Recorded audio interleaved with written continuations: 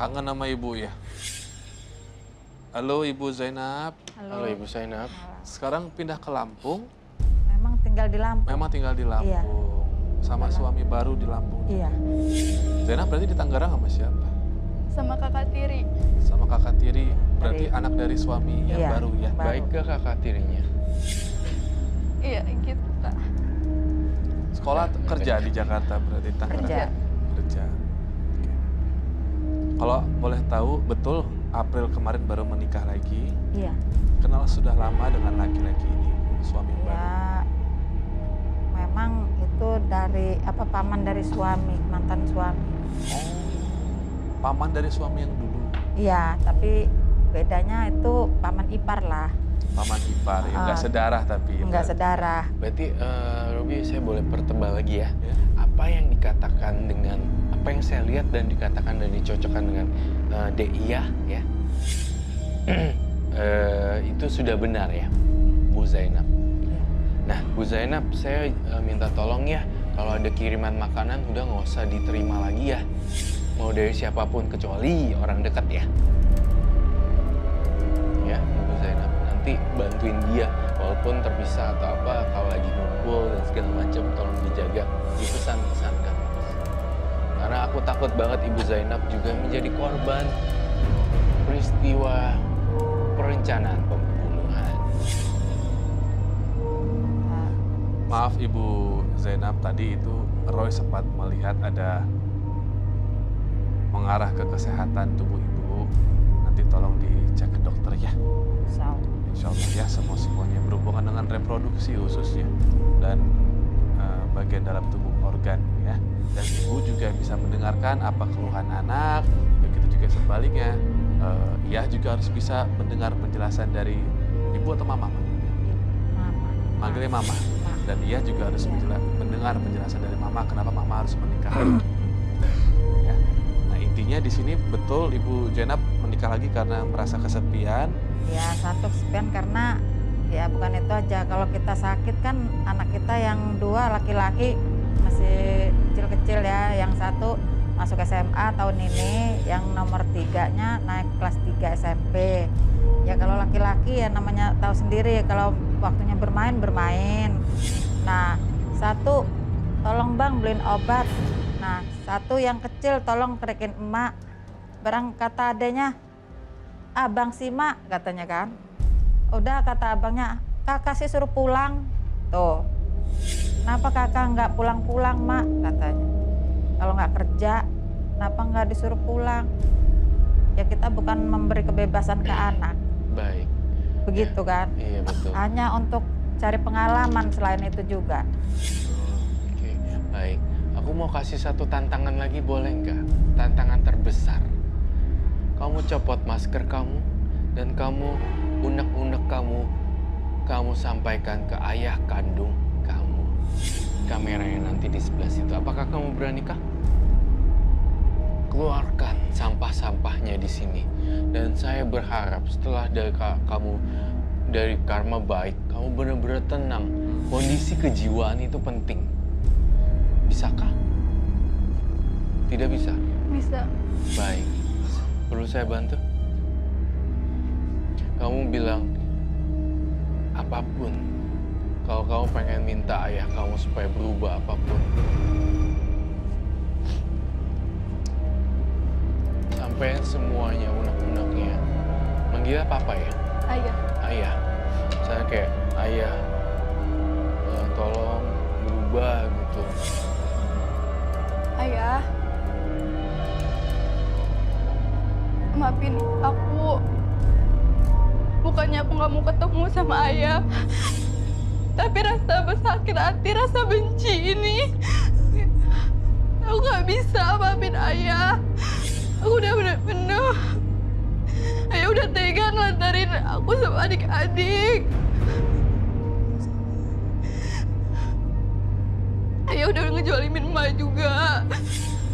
Emak kenapa dijolimin kayak gitu, ayah? Kalau ayah emang mau ketemu sama aku, ayah berubah. Ayah jangan terus-terusan nganuin aku.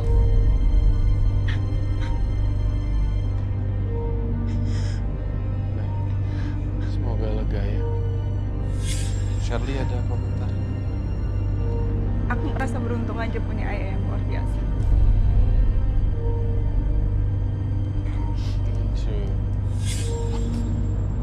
Ya buat iya, bagaimanapun keadaan dulu dari ayahmu ya, aku rasa iya mulai detik ini juga setelah tadi berbicara seperti itu harus menerima kenyataan bahwa ia sudah punya ayah baru yang bisa menjaga ibu dan juga adik-adik. Dan aku rasa juga ia harus coba untuk bisa menerima kehadiran ayah baru kamu.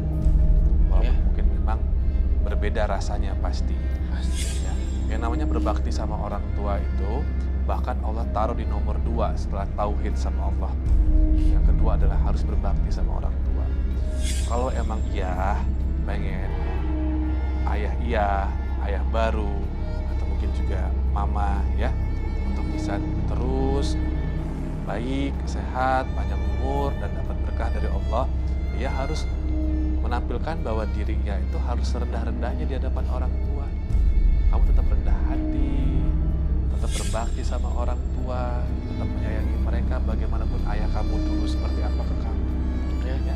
Karena dengan kamu yang bisa menjadi perempuan yang solehah nantinya, itu bisa menyadarkan orang tua kok. Ya. Dan aku sih berharap yang gini, seperti yang kita tahu tertulis di Al-Isra 24, kita tuh kan harus yang namanya merendahkan diri kita di hadapan orang tua. Dan kita harus minta sama Allah untuk Allah itu mengasihi, menjaga, merawat orang tua kita sebagaimana mereka menyayangi kita dari kecil. Yang pasti yang pertama, berarti kalau merendahkan diri itu harus egonya, amarahnya, dendamnya pelan-pelan semua dipendam. Nanti suatu saat pasti juga akan ada kebaikan buat papa kamu. Yang terbaik adalah dia nggak boleh dendam lagi ya. Dan harus pelan-pelan menerima ayah baru. Ya. Setidaknya kan bisa bantu ibu sama adik-adik. Terima kasih ya Mbak Iya dan Mama Zainab. Semoga Roy bermanfaat hari ini dan bisa menolong semua makhluk dan semoga semua makhluk berbahagia. Ini langsung mau pulang ke Tanjung Karang besok. Besok. Hati-hati ya. Terima kasih Kak Robi. Sama-sama. Assalamualaikum warahmatullahi wabarakatuh. Maaf lahir batin ibu ya. Iya. Dia tuh sayang banget sama ibunya. Oh, ternyata. sayang banget, luar biasa. Ke dalam dipeluk kayak begitu. Luar biasa. Sebenarnya sih ia tuh pengen yang terbaik aja buat ibunya. Dan kita semua berharap, berdoa semoga suami barunya dari Bu Zainab bisa menjaga Bu Zainab, bisa menjaga hatinya juga, agar tidak selingkuh lagi seperti suami pertama. Ya, kita menuju ke partisipan yang lain. Sekarang Roy silakan. Baik. Ya, saya ingin memilih seorang partisipan yang mengalami gangguan mantan pacar suaminya sejak awal pernikahan hingga suaminya lepas tanggung jawab terhadap anaknya. Tanggal berapa, Roy? Saya memilih angka kelahiran nomor 9.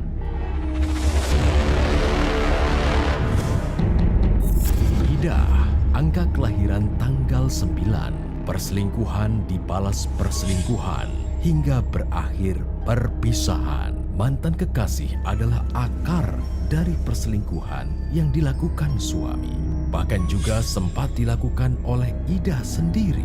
Perlakuan apa harus dilakukan Ida agar hidupnya lebih baik lagi?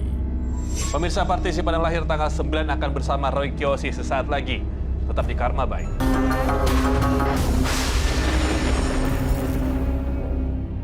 Pemirsa, ada Ibu Idah, lahir 9 Februari tahun 87 di hadapan kami. Betul ya, manggilnya Mbak aja lah satu bapaknya gitu ya.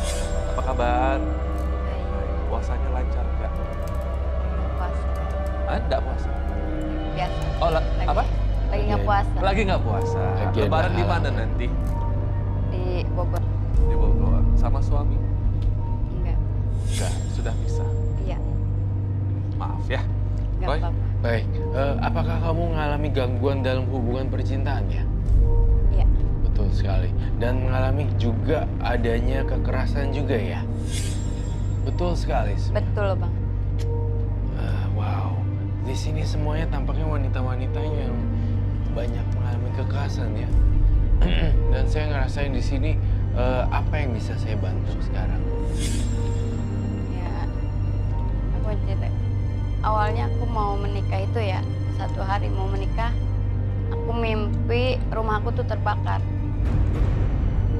Terus, udah besoknya mau menikah, tadinya aku udah rame di rumah, niatnya mau dibatalin gitu ya. Nggak mau jadi nikah sama dia. Karena itu gangguannya. Mantan pacarnya itu selalu ngegangguin terus. Mantan pacar dari suami kamu Iya, selalu gangguin ya. selalu gangguin, datangin terus. Boleh saya sebutkan namanya?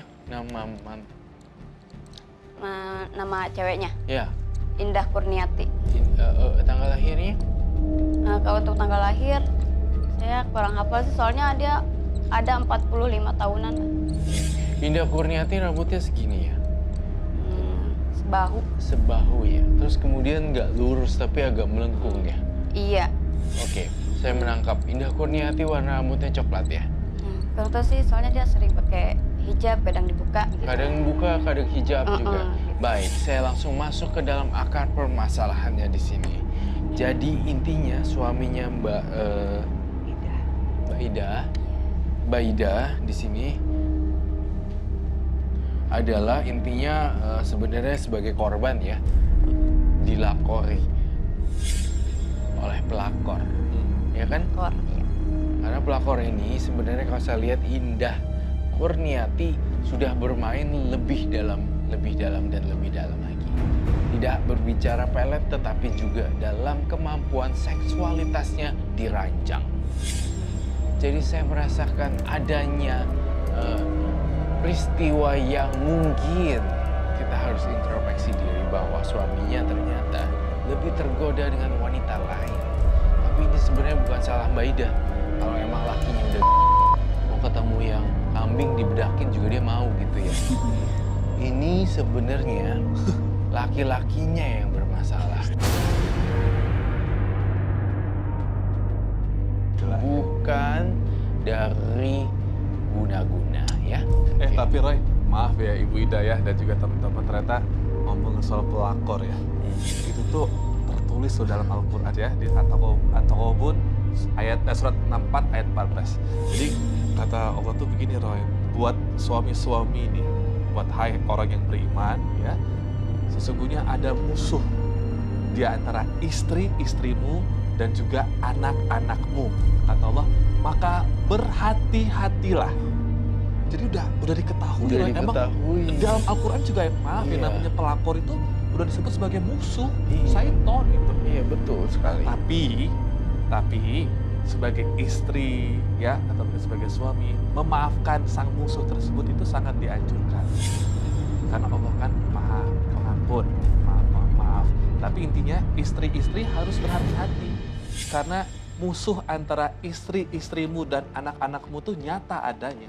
Iya. Jadi untuk jadi istri ya harus hati-hati memang. Mungkin ibu sempat kecolongan waktu itu. Lalu bagaimana dengan ini Robi? Saya ingin bertanya, bertukar pikiran. Kalau suaminya udah kayak tadi kan udah jahat ya, itu diperbolehkan Untuk meminta cerai? meminta cerai ya? Boleh. Dan apabila pertanyaan saya, sang istrinya justru membela kelakuan suaminya, Emang kamu melihat beliau membela? ibarat kata ya udahlah seperti itu dan seperti ini dan seperti itu, sudah dibela sana sini malah suaminya nggak tahu diri. Bagaimana itu Robi? Ya berarti suami sudah keluar dari syariah Islam, memang sudah tidak jodoh itu memang betul. Kamu sama dia sudah berjodoh Bu, tapi waktu perjodohan ini sudah habis kata Allah. Dan ternyata termakan oleh musuh-musuh ini. Jadi tampaknya Ibu Ida udah nggak menyesali perpisahan ya, malah Enggak. senang Ibu ya. Udah Justru seneng. saya yang minta. Tuh. Hebat ya. Dia itu nggak mau pisah sama saya, nggak mau nyerahin saya. Bahkan dia itu nunda-nunda terus ya. Itu saya yang desek minta suruh cerai. Mungkin Iya. bisa jadi pelajaran ibu-ibu di rumah yang digantungin sama suaminya dalam pernikahan, dalam perceraian.